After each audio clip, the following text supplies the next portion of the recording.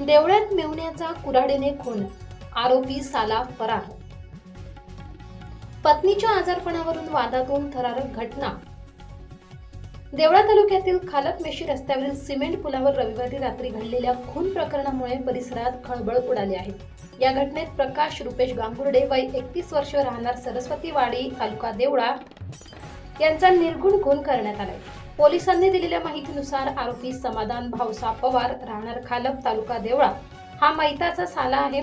मैताची पत्नी मनोरुग्ण असल्याने तिची योग्य काळजी घेतली जात नसल्याचा तसेच तिच्या उपचारासाठी दवाखाना केला जात नसल्याचा आरोपीला राग होता. याच कारणावरून आरोपीने रविवार दिनांक 10 मे 2026 रोजी रात्री सुमारे 8 वाजेच्या सुमारास खालप शेती रस्त्यावरील सिमेंट पुलावर प्रकाश गांगुर्डे हे मोबाईलवर बोलत असताना पाठीमागून कुऱ्हाडीने डोक्यावर वार केला. या हल्ल्यात प्रकाश गांगुर्डे यांचा जागीच मृत्यू झाला. घटनेनंतर आरोपी समाधान पवार हा फरार झाला असून त्याच्या शोधासाठी देवळा पोलीस तसेच स्थानिक गुन्हे शाखा यांची पथके रवाना झाली आहेत. या प्रकरणाचा पुढील तपास पोलीस निरीक्षक नंदा पाटील करीत आहेत. S9 TV न्यूज साठी शरद पवार, चिंचवे.